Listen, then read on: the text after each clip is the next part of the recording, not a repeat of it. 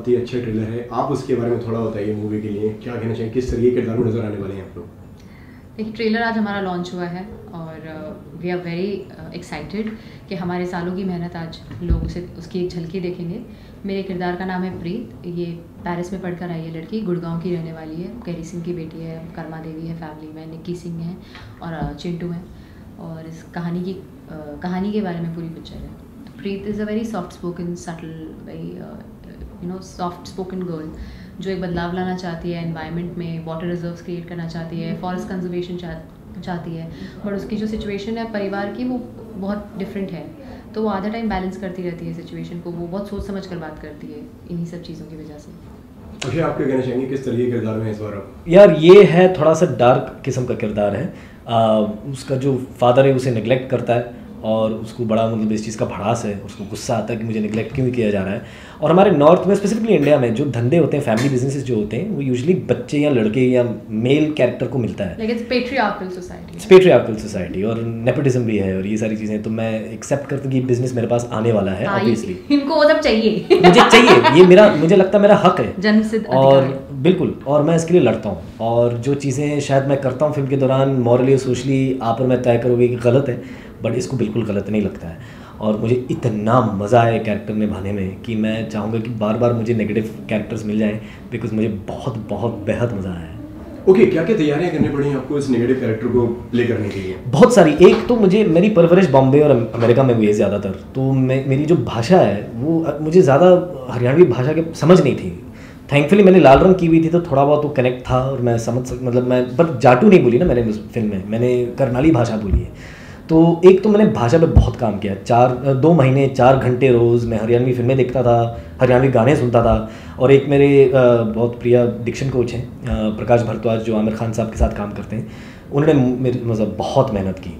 तो एक तो वो था, और दूसरा था वो माइंड स्पेस में आने के लिए। बिकॉज क्या होता है कि मैं एक हंसता खेलता हंसमुख इंसान हूँ जहाँ तक मैं अपने आप को समझता हूँ, और मैं ज़्यादा ब्रूडिंग और शिकायत और गुस्सा वाला आदमी नहीं हूँ। तो उस माइंड स्पेस में आने के लिए मुझे काफ़ी समय लगा।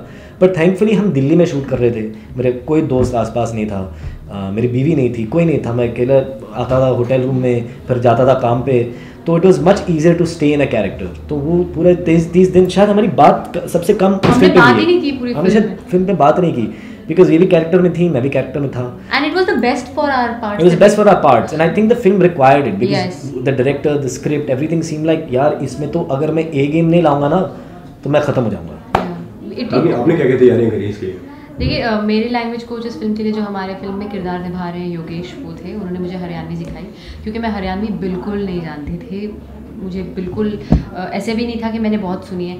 तो योगेश है, एक मेरे दोस्त हैं महेश, जिनसे मैंने पेजेस निकलवाए। फिर मैंने बहुत सारे, ये मैंने कभी बताया नहीं, अभी मेरे को याद आया, मैंने यूट्यूब पे इतने हरियाणवी वीडियोस देखे, इतने मैंने बकायदा 2 हफ्ते सिर्फ बैठ के हरियाणवी वीडियोस हर मिनट देखे हैं, गाने सुने, फोक सॉन्ग सुने, वहाँ का क्या कल्चर है, वहाँ पे कैसे लोग। बिकॉज लड़की पैदा हुई और बड़ी हुई गुड़गांव में है, लेकिन पढ़ाई करने जाती है पेरिस।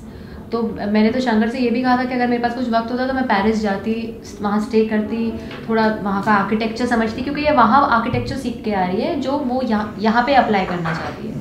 तो ये सब जो प्रीत की जर्नी रही है, मैंने उस पूरी जर्नी को समझने की कोशिश की कि वो बचपन से उसका जब उसकी पैदाइश हुई, वो लड़की पर क्या क्या गुजरा होगा, उसने क्या क्या जिया होगा, कहाँ कहाँ गई होगी, कैसे उसके दोस्त होंगे, वो कैसा खाना खाएगी, कैसे कपड़े पहनेगी, कैसा सोचेगी। तो ये सब एक कैरेक्टराइजेशन का हिस्सा होता है जो हम सब करते हैं। ओके, कितना वक्त लगा आपको उस कैरेक्टर के अंदर घुसने में और वो उस लैंग्वेज को पकड़ने में? वक्त बहुत कम था, 2 ही महीने थे, क्योंकि अक्टूबर एंड नवंबर में ऑन बोर्ड आई और जनवरी 15 को हमारी शूट शुरू हो गई। तो मुझे बहुत 1 मिनट पॉज कर तो बोल देते हैं मौली।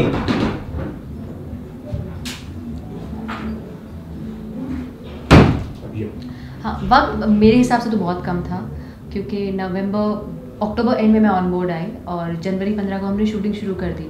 सो for me it was very little time, but we had to do it. और हालांकि I can't complain because I work in television, जहाँ पे आपको 5 मिनट पहले 15 मिनट पेज के मोनोलॉग्स मिलते हैं। So it's not like you know कि आप nothing is impossible, it's just आपकी मेहनत दुगनी हो जाती है। एंड वो जिससे मुझे कोई प्रॉब्लम नहीं है, but I wish I got more time, but I'm very happy with whatever has come out. done a great job. Yeah. Okay, जैसे कि अक्षय ने कर रखा है मतलब हरियाणवी लैंग्वेज पे काम, तो अक्षय ने कुछ सिखाया आपको? हमने बात ही नहीं की, मैं आपको बता मैंने रही हूँ। बहुत सारी चीजें सिखाई हैं इसको, ये बता नहीं रही आपको। बताओ मैं क्या क्या सिखाया तुम्हें? बोलो। कैसे बात नहीं करते शूटिंग पे। वैसे I'll be very honest, जब मैंने गुड़गांव की शूटिंग शुरू की, एक तो मैं वो कैरेक्टर की कॉम्प्लेक्सिटीज के साथ डील कर रही थी, तो मैं कॉर्नर में चुपचाप बैठी रहती थी। और ये और आशीष जो हमारे फिल्म में है, ये दोनों को मैं दूर से देखती थी और ये लोग इतना एंजॉय कर रहे होते थे, इतनी इनकी मस्तियाँ चल रही होती थी, इनके सब जोक्स, इन्होंने तो मुझ पे भी बहुत जोक्स बनाए। ये मुझे शूटिंग के बाद पता चला, जब मैंने इनसे बात करनी शुरू की। Actually I have explored him as Akshay after the shooting of the film. During the film तो we never genuinely never spoke because maybe it's my fault that I was overthinking about my part and my character. But they have known me more during the interview process also. या मुझे ताजुब होता, मैंने कहा ये तो I didn't think you were like this, like क्या एकदम मतलब अमेजिंग चीजें बोलती हैं इंटरव्यूज के दौरान। मैंने एक्चुअली इससे बहुत सीखा है कि किस तरह बात की जाए। Really? Oh yeah. You learned political correctness from me. कितना मेमोराइज रहा आपके लिए शूट गुड़गांव का? बहुत। This has been my favorite experience shooting a film. I've enjoyed all my films, but this film, I think it came to me at the right time. मैं ज़रा एक mind space में था उस वक्त, प्रोफेशनली पर्सनल लाइफ को लेकर के, और ये फिल्म आई और जिस तरह का कैरेक्टर है, it was therapeutic for me. जो सारी अंदर की भड़ास थी या गुस्सा था या चीज़ें समझ में नहीं आ रही थी, मैंने इस फिल्म पे निकाल दी सारी चीज़ें, and it was such a peaceful journey. और वो डायरेक्टर के हाथ में होता है कि किस तरह सेट संभाला जा रहा है। And this director Shankar Raman, मतलब आज नहीं, आई होप कि गुड़गांव के ज़रिए, बट अगर गुड़गांव के ज़रिए नहीं तो कल के आने वाले बहुत बड़े माने जाने डायरेक्टर होंगे।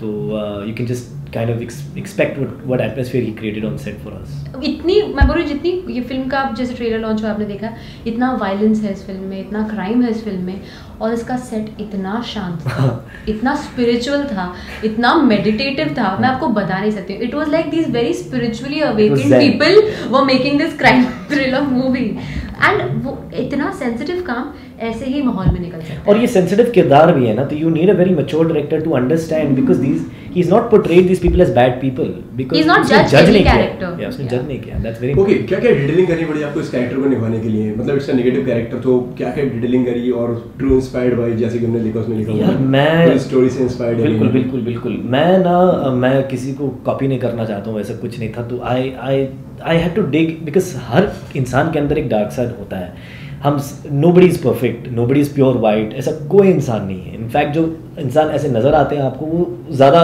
डार्क होंगे अंदर से। So I had to tap in to myself and see कि मेरा डार्क साइड क्या है। और वो बहुत थ्रिलिंग एक्सपीरियंस, मैं झूठ नहीं बोलूँगा आपसे, कि it's very, once you connect to the dark side and you understand कि मेरे अंदर ये चीज़ है जो काला है या डार्क है, and to tap in to that, उसमें बहुत मज़ा आता है। फिर आमतौर पे क्या आता है कि हम यहाँ पर बैठे हैं, मैं रागिनी के साथ हूँ, तो हम अच्छी तरह बात करेंगे दूसरे से, इसकी माँ मिलती है मुझे तो मैं अच्छी तरह पेश आता हूँ। लेकिन जब ऐसा किरदार निभाना पड़ता है जो ही डजंट केयर कि आप उसके बारे में क्या सोचते हो, उसमें एक अलग ही इन्जॉयमेंट है। तो उसको ढूंढने के लिए मुझे काफ़ी समय लगा, लेकिन मुझे मिल गया मेरे अंदर क्या डार्क है। जब मैं शूट भी कर रही थी ना, जब मैं इन्हें, मैं never told you this, but जब मैं इन्हें देखती भी थी ना, तो मुझे लगता था ये निक्की है, और वो इतना नेचुरली आपका निकलता है अंदर से instinct, you know, this is Nikki and this is how he is and this is how it should be. So in my head you have always been Nikki, right from the first day I met you for the script reading. चलो that's great too. So it was till the time we started talking and I discovered Akshay as a person, because maybe he is also subconsciously thinking about his part, and you know, so हर एक actor करता है, as you rightly said, कि आपके subconsciously वो चलता रहता है। एक बार आपने स्क्रिप्ट पढ़ ली ना, आप भले उस फिल्म का हिस्सा ना हो, आप वही सोचेंगे। भले मैं अगर अपने दोस्त की, मतलब मेरे फ्रेंड हैं जिनकी मैंने स्क्रिप्ट पढ़ी है, अगर मुझे उसका कोई किरदार निभाना है जो मैं नहीं निभा रही हूँ, सबकॉन्शियसली एज एन एक्टर वो हमारी एक बीमारी है, हम वो सोचेंगे ही सोचेंगे। ऐसे नहीं कि मैं ये 4 घंटे निकाल के बोलता हूँ कि मैं अभी बैठ के किरदार पे होमवर्क करूंगा 4 से 8 बजे तक, ऐसा नहीं होता है। Like you have to just keep thinking and thinking and thinking, और वो चलता रहेगा। आप उसको एक्सप्लोर, वो आपके जहन में आ जाता है, कोई हद नहीं है, उसकी कोई अंत नहीं है। इनफैक्ट उससे डिस्कनेक्ट करना बहुत मुश्किल है, क्योंकि वो आपके, इट्स लाइक इंट्रावीनस, वो आपके इतना अंदर चला जाता है कि जब आपकी फिल्म की शूटिंग खत्म हो जाती है, तो मैंने अपने एक्टिंग टीचर जिनसे मैंने बहुत सारी वर्कशॉप्स की, अतुल मोंगिया जी, तो मैंने उनसे ये पूछा, मैंने बोला Atul how do you disconnect? He said you need to love yourself as a person so much to come back to who you are. तो आपको खुद से एज एन आर्टिस्ट अपनी पर्सनैलिटी से इतनी मोहब्बत होनी चाहिए कि आप जो भी किरदार निभाएं आप उसको फिल्म की शूटिंग के बाद ख़त्म करके वापस अपने पास वापस आ जाएं। बड़ा अजीब सा मार्लन ब्रैंडो ने कहा था कभी कि 94% आपको किरदार निभाना पड़ता है, 6% आपको अपने होश होना चाहिए, नहीं तो आप डिस्कनेक्ट नहीं कर पाओगे। Yes, you have to be aware about your own self, क्योंकि कितनी बार हम एज एक्टर्स, कितने आप पास्ट में देखिए जितने ब्रिलियंट एक्टर्स हैं who have lost themselves to the parts, who have become those people, and actually a good director can change the way you think.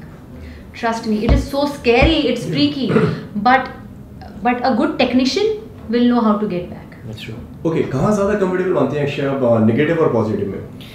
यार मैं ऐसे सोचना चाहूँगा कि मैं दोनों में कंफर्टेबल अपने आप को महसूस करता हूँ, कैरेक्टर नेगेटिव हो या पॉजिटिव हो, as long as it's a challenge. मैं चैलेंजेस में कंफर्टेबल हूँ, जब चैलेंज नहीं रहता तो मैं थोड़ा ऐसे मैं कर लूँगा टाइप्स हो जाता है, बिकॉज मुझे पता है कि मैंने एक्टिंग की हुई है काफ़ी सारी, मुझे काम आता है, तो अगर कोई मतलब इतना चैलेंजिंग कैरेक्टर ना हो मैं ऐसे आंख बंद करके कर लेता हूँ, पर जब कुछ चैलेंजिंग हो तो फिर मुझे बहुत मज़ा आता है। So that is really what I look for, not with the characters positive और नेगेटिव और ग्रे और व्हाटएवर। ओके रानी, जैसे हमने आपको हमेशा एक पॉजिटिव किरदार में देखा है जी, तो आप कुछ ऐसे नेगेटिव करने के मतलब कुछ नेगेटिव किरदार निभाएंगे आगे जाके कुछ? I would love to play Nikki Singh. I told him the first thing was that I would have, if I was a boy, I would have loved to play this part. That's a very good part. Because we are stuck in a moral confinement and a cultural space which we have been given as people. एक society ने एक ढर्रा बनाया हुआ है जिसके अंदर हम जीते हैं। As an actor the beauty is कि आप अपने लाइफ को एक्सप्लोर करें वो सब बन के जो आप नहीं है। बिल्कुल बिल्कुल बिल्कुल, इसलिए तो मैं एक्टर बना हूं। मैं अपने आप को बोरिंग मानता हूं, तो ये कैरेक्टर्स ही मुझे खेलने थे जो अलग अलग चीजें करते हैं। I feel good when I'll tell you something, I'm the most comfortable when I'm playing something else. The minute you say कि आपको रागिनी की तरह behave करना है, मैं चुप हो जाऊंगी। I will not know what to do. So it is always good to be someone else because you always have another mask on you, and that's a very comfortable space to be in. That's the right thing. She's so smart. Okay, एक चीज और पूछना चाहूँगा। आपके face पे ऐसे ये करा गया है, इसके बारे में थोड़ा बताइए। अरे नहीं यार, नहीं, ये this has to stay थोड़ा private because suspense is suspense, bro. Can't break it. It's a crime thriller, तो कुछ तो। पर हम बताने की कोशिश कर रहे थे कि हाँ कुछ तो होता है उसके साथ, बट क्या होता है कुछ 4 अगस्त को आके देखना पड़ेगा। हाँ, 4 अगस्त को देखें अपने नजदीकी सिनेमा घरों में Gurgaon, because it's worth it. Okay, Pankaj ji भी काफी सीरियस से दिख रहे हैं, जैसे पोस्टर में हमने देखा, तो उनके साथ में कैसा एक्सपीरियंस था आपका काम करने का? किसका? पंकज जी के साथ? पंकज जी बेहतरीन कलाकार हैं और उससे भी ज़्यादा बेहतरीन इंसान हैं, तो उनके साथ काम करके बहुत अच्छा लगता है। मैं उम्मीद करती हूँ उनके साथ फ्यूचर में फिर से जल्द काम। हाँ, मैं भी चाहूँगा कि और कुछ करें साथ में, मज़ा आएगा। ओके, जैसे कि 4 तारीख आ रही है और 4 तारीख को एक और बहुत बड़ी फिल्म आ रही है, तो अच्छा, क्या फिल्म है? जब हैरी मेट सेजल। यार ऐसे कोई मुकाबला ही नहीं है। तो एक्साइटेड हो, नर्वस है, क्या है? नहीं, हम एक्साइटेड ही हैं बिकॉज सी क्या होता है जब शाहरुख खान की फिल्म आती है तो लोग तय कर लेते हैं कि 4 अगस्त को दे नो कि डेट क्या है शाहरुख खान की रिलीज़ के, तो सबको मन में पता है कि 4 अगस्त को मैं फिल्म देखूंगी या देखूंगा, तो सब एक्साइटेड हो जाते हैं। तो एक चीज़ वो एक डेट, एक त्यौहार बन जाता है, शाहरुख खान की फिल्म आ रही है, तो आई नो कि ऑडियंसेस के जहन में ये चीज़ है कि 4 अगस्त को एक फिल्म आ रही है, हम देखेंगे। तो जब जाएंगे थिएटर और वो हाउसफुल रहेगा तो दूसरी फिल्म कौन सी देखेंगे हमारी, तो मैं बहुत एक्साइटेड हूँ। It's a correct time to release with. I think it's the best date we got also because ये बहुत अलग फिल्में हैं। ये बहुत अलग फिल्म है, एक लव स्टोरी है, एक क्राइम थ्रिलर है, तो इनफैक्ट एक ही थाली में आपको मिठाई भी मिल रही है और आपको करेला भी मिल रहा है, तो करेला दोनों का अपना स्वाद है। आई लव करेला। दोनों को मिठाई ही कहते हैं। क्यों मिठाई? करेला क्यों? मैंने तो आई डिडंट से मिठाई कौन सी पिक्चर है। तो क्या करना नहीं करेला है? नहीं, एक सेकंड, करेला होना कोई बुरी चीज थोड़ी है। Karela is good for health, it cures diabetes. Karela is कड़वा। Nobody wants anything good for health. It cures diabetes. Okay. So all good things. I think एक मिठाई है देसी मिठाई और दूसरी होगी कुछ like you know. What I meant to say that different flavors. This is what I want. Like chocolate and strawberry. Okay, नहीं लगता नहीं कहीं ना कहीं एक ऑडियंस बढ़ जाती है यार, कहीं ना कहीं एक अगर बड़ी फिल्म, एक और बहुत बड़ी फिल्म आ रही है बड़ी स्टार कास्ट के साथ में, तो ऑडियंस जो है शाहरुख सर को हम Sorry, वो बहुत बड़े आप कुछ और पूछ रहे हो ना? That's the director behind you. यार मैं बोल रहा हूँ यार काफी बड़ी जब फिल्म आ रही है तो कहीं ना कहीं ऑडियंस बढ़ जाती है, ऐसा नहीं लगता आपको? नहीं, मैं समझ नहीं रहा हूँ आप क्या कह रहे हैं। सेइंग बड़ी फिल्म आती है तो ऑडियंस वहां अट्रैक्ट होती है, ऐसा अच्छा, बढ़ जाती है मतलब जो बिल्कुल। बट मुझे मूवी पे कहीं ना कहीं असर पड़ता है। मुझे ये भी लगता है कि आज की डेट में इतनी फिल्में रिलीज होती है, आपको कभी सोलो रिलीज नहीं मिलने वाला है। आई प्रॉमिस यू, जो ये सवाल पूछा जा रहा है क्लैश का, आने वाले 2-3 साल में कोई नहीं पूछेगा, बिकॉज हर एक फिल्म को क्लैश करना ही करना है, जगह ही नहीं है। तो हम कब तक वेट करते हैं? अगस्त में 7 फिल्में आ रही हैं। एंड आई ऑनेस्टली बिलीव, मैं जितनी भी मेरा अनुभव रहा है, जितनी भी मेरी फिल्में रिलीज हुई हैं, मैं ऑनेस्टली बिलीव करता हूँ अगर आपकी फिल्म अच्छी है वो चलेगी। आप कितनी भी मार्केटिंग कर दो, कितनी भी कुछ भी कर दो, अगर अच्छी फिल्म है तो चलेगी, नहीं तो नहीं चलेगी। देखिए इसका किसी भी डेट पे सिंपल फंडा है, ठीक है। फ्राइडे आपकी फिल्म रिलीज हो रही है, आपके रिव्यूज थर्सडे तक आपको मिल रहे हैं। आज की तारीख में वर्ड ऑफ माउथ बहुत बड़ी, ट्विटर, सोशल मीडिया बहुत बड़ी, तुरंत लोगों को ऑडियंस को पता है उनको क्या देखना है। And Shahrukh sir is a huge star, we can't even think of comparing to Shahrukh sir. He is been around for so long, he is a stalwart, he is a living legend, so we cannot even think of comparing to Shahrukh sir. There is zero comparison. If we are thinking like that then हमारी बुद्धि में कुछ गड़बड़ है। So we can't think like that. A secondly, it's an honour to be on a cinema theater alongside a Harry Met Sejal. If we have got that space to stand next to such a stalwart and a living legend, we are highly humbled and highly honored. We would want he watches our film. बहुत boring मत हो। We would want I would love Shahrukh sir to see Gurgaon because he's such a brilliant mind. आपके पास time कहाँ है? but cash को निकाले और देखे। ओके, और क्या क्या आने वाला है इसके अलावा गुड़गांव के बाद में? फिलहाल मेरे लिए गुड़गांव मेरी कालाकांडी आ रही है 8 सितंबर को, और फिर बॉम्बेरी आएगी जो राधिका आप्टे और सिद्धांत कपूर भी हैं उसमें, वो आएगी नवंबर-दिसंबर में। ओके, टीजर को काफ़ी प्यार मिल रहा है कालाकांडी। हाँ, काफ़ी प्यार मिल रहा है। कितना एक्साइटेड है? मैं बहुत एक्साइटेड हूँ, और मुझे लगता है कि बहुत बेहतरीन फिल्म है। अक्षत वर्मा एक बहुत बड़े लेखक हैं, आई थिंक इंडिया के one of the best writers हैं। Every character is so well etched out, और वो पागलपन वाली फिल्म है, और उतना ही मज़ा आया मैं शूट करने के दौरान। So I am really excited for the audience to watch that. Okay, और क्या कहना चाहेंगे अपने फैंस और दर्शकों से? मैं कहना चाहूँगा कि 4 अगस्त को आएँ, और ये फिल्म आपका समय डिज़र्व करता है। नहीं तो मैं बोल नहीं पाता आपको, मैं बोलता आप घर पे रुक जाओ, क्योंकि बेहतर फिल्म है ये। आप आकर के देखें, हमें सपोर्ट करें, और ये ब्यूटीफुल चेहरा को देखें आप स्क्रीन पे। Thank you.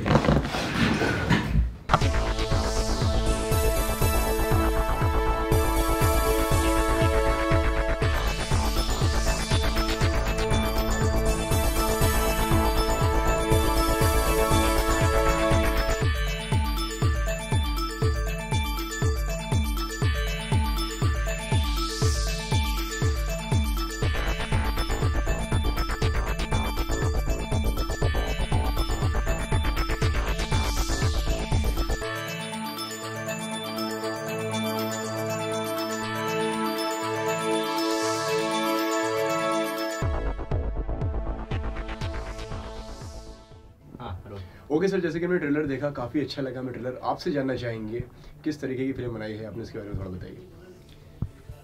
फिल्म जॉनरा तो थ्रिलर है जी। गुड़गांव में सेट है। एक परिवार की कहानी है, जो परिवार रियल एस्टेट बिजनेस में है। सो फिल्म तो वही है।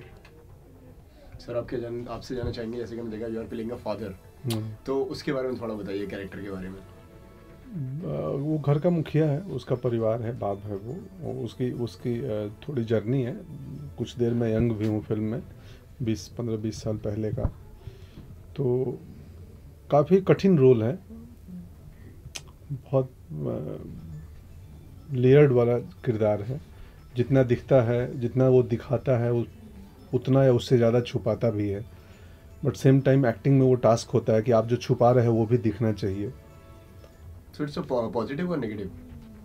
आप उसको उसमें बांट नहीं सकते, ग्रे कह सकते हैं, ग्रे है। हाँ, ग्रे में थोड़ा डार्कर साइड ज़्यादा लिए हुए हैं, लेकिन वो परत दर परत खुलेगा, और वो आपको नफरत बिल्कुल नहीं होगी उससे, या हो सकता है हो भी जाए नफरत। दोनों स्थिति हमारे लिए सही है हो जाए तो भी। तो कठिन रोल था मेरे लिए। मेरे पास उतने अनुभव नहीं है जितने केरी सिंह के अनुभव हैं उस किरदार के। वो कुछ किसान से 20,000 करोड़ का आदमी बना है, मैं किसान से छोटा एक्टर ही बन पाया अभी तक। तो उनके अनुभव मेरे से ज़्यादा थे। तो मेरे लिए जो गाइडलाइन, मैं बड़ी अच्छी बात कही थी शंकर जी ने, कि ये स्क्रिप्ट जो मैंने लिख के आपको दी है, केरी सिंह का किरदार या जो स्क्रिप्ट, ये मैप है। इस पे जर्नी आपको करनी है, आप तय करो कहाँ रुकना है, कहाँ नाइट स्टे करना है, कहाँ किस ढाबे पे खाना है। तो बड़ी छूट दी थी इन्होंने। तो कलेक्टिव काम होता है सिनेमा, किसी एक इंडिविजुअल का काम होता नहीं है। तो बस हम सबके सहयोग से फिल्म बनी है, बहुत अच्छी बनी है। वो आपको ट्रेलर में आपने खुद ही बोला भी अच्छा लग रहा है। तो यही है बेसिक बातें। सर आपसे जानना चाहेंगे किस तरीके से आपने इस फिल्म के लिए कैरेक्टर्स का चुनाव किया है, और अक्षय हैं, रागिनी हैं, सर हैं, तो कितना मुश्किल था आपके लिए इस कास्टिंग को करना? एक्चुअली क्या था कि जब शुरू में मैंने कहानी लिखी थी तब मैंने किसी को सोच के नहीं लिखा था, किसी पर्टिकुलर एक्टर को। बट जब लिख लिया तो अब इसमें ऐसा टिपिकल वो हीरो हीरोइन वाली तो कहानी नहीं है जिसमें आप कह सकते हो कि ओके सर, तो किस तरीके से आपने चुनाव किया कैरेक्टर्स का, और किस तरीके से कहानी आपके दिमाग में आई? पहला वाला करता हूँ, बहुत बड़ा क्वेश्चन है।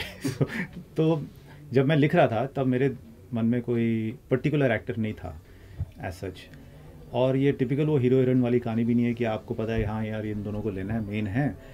तो कास्टिंग हमेशा was going to be a challenge, specially अगर आप मेन स्ट्रीम फिल्म बना रहे हो, क्योंकि आप छोटी फिल्म बना सकते हो जो इंडिपेंडेंट थोड़े नॉन एक्टर्स को लेके बना सकते हो। उस टाइप की फिल्म हमें एक तो बनानी नहीं थी, दूसरा वो वर्क नहीं करता इस पर्टिकुलर स्टोरी के लिए। तो हम चाहते थे कि जो भी कास्टिंग हो वो सारे मतलब टॉप क्वालिटी एक्टर्स होने चाहिए प्राइमरीली, मोर देन सेलिब्रिटीज़। क्योंकि अगर कोई कल को बोलता है स्टार शाहरुख बोलता है कि मैं करूँगा पिक्चर, तो फिर obviously it would have been considered. But I think my primary thing was कि actors with really powerful I would say people who have done a lot of work, people who get the idea, get the milieu, get a sense of this world, वो सबसे ज़्यादा important थे मेरे लिए। So like say for example Pankaj, when I met him, तो हमारी जब लंबी बात हुई स्टोरी को लेके, तो उसमें मैं इनसे कम्युनिकेट कर पाया कि ये जो टेक्स्ट है ना वो खेल नहीं है, खेल है सब टेक्स्ट जो हम बोल नहीं रहे हैं। अब मान लीजिए नॉर्मल रेगुलर रोज़ के रिश्तों में हम एक दूसरे से बात करते हैं मगर वो नहीं कहते जो कहना चाहते हैं, या फिर वो नहीं कहते जो जिससे कहने से डरते हैं। I was more interested in that, क्योंकि जब आदमी छुपा रहता है तब वो प्यार कैसे कर सकता है, वो फीलिंग कैसे लाएगा कि मतलब मैं जुड़ना चाहता हूँ लोगों के साथ, मैं कनेक्ट होना चाहता हूँ। तो एक परिवार की कहानी है जिसमें हर एक जो कैरेक्टर है वो हर एक कैरेक्टर एक हैप्पीनेस की खोज में है, अपने हिसाब से जो उसकी हैप्पीनेस है वो अनडिफाइंड है। मगर क्या होता है कि जब आप हैप्पीनेस की खोज में जाते हो तब आपको चैलेंजेस या रुकावट मिलेगी। जब रुकावट मिलती है तो आपको एक पावर समन करनी पड़ती है, अंदर से एक शक्ति लाते हैं आप अंदर से उस चैलेंज को पार करने के लिए। मगर कई बार ऐसा होता है कि जो वो पावर आप निकालते हो अंदर से वो आप कंट्रोल नहीं कर पाते, वो आपके हाथ से निकल जाता है। बेसिकली वो कहानी है कि आपके पास पावर तो आ गया मगर आपको उसको हैंडल करना नहीं आया। तो ये हर एक कैरेक्टर को, खासकर जैसे Kerry Singh character, I don't see him as bad और evil, I see him as somebody किसके साथ मैं एम्पथाइज कर सकता हूँ। एंड ऑफ द डे मुझे लगेगा हाँ यार इसको वो मिल जाता तो शायद ऐसे नहीं होता है, या फिर इसके साथ कुछ अच्छा हो जाता तो ऐसे नहीं होता। हालांकि जो किया होगा वो गलत है, सही है, वो तो कोई भी डिबेट कर सकता है। But it was a journey to empathise with them rather than to जज देम। ओके सर, जैसे कि हमने आपको हमेशा एक अलग अलग किरदार में देखा हुआ है, तो ये कैरेक्टर अपनी कितना चैलेंजिंग था? बहुत कठिन था। मैंने पहले बोल चुका हूँ ये सारी बातें कि मेरी उम्र, मेरा अनुभव इनसे बिल्कुल अलग है, बिल्कुल ऐसा अनुभव मेरे पास नहीं है। तो मुझे कैरी सिंह, हाँ एक आध कॉम्प्लेक्स इसके मेरे पास थे, और इसलिए भी मुझे ये रोल करना ज़रूरी था कि मैं बतौर इंसान उन कॉम्प्लेक्स से निकल जाऊंगा एक किरदार को करके। बतौर अभिनेता हम कोई भी किरदार करते हैं उसमें अपने बहुत कुछ देते हैं, तो वो किरदार भी हमें बहुत कुछ चीज़ें दे के जाता है फिल्म ख़त्म होने के बाद। सक्सेस से रिलेटेड नहीं है कि बॉक्स ऑफिस सक्सेस दे के जाता है, बड़ा स्पिरिचुअल बात है ये अभिनेता के लिए कि हम अपना अनुभव, 40 साल का अनुभव डालते हैं किसी रोल में। तो वो किरदार का जो अनुभव है ना वो भी हमें थोड़ा ग्रो करता है, अगर बहुत सच्ची, बहुत ईमानदार काम प्रयास हो किया जाए। क्योंकि हम सब कुछ एरिया में फंसे हुए लोग हैं, आप सब लोग एक आध ब्लॉकेज, एक आध कॉम्प्लेक्स हमारे अंदर होते हैं। तो कुछ किरदार को करने में कुछ कॉम्प्लेक्स ख़त्म हो जाते हैं, थोड़े मूव ऑन हो जाते हैं आप, थोड़े ग्रोथ आपकी हो जाती है, थोड़ी समझ बड़ी हो जाती है, अगर ऐसी मीनिंगफुल स्क्रिप्ट लिखी हो तो, जिसमें बात हो तो मेरे लिए यही था कि मैं केरी सिंह को मैंने जितना दिया है वो शायद केरी सिंह ने भी मुझे कुछ दिया है। ओके सर, लैंग्वेज एक हरियाणवी फिल्म है, हरियाणवी कैरेक्टर है, तो आपको लैंग्वेज के लिए क्या क्या तैयारी करनी पड़ी इसके लिए?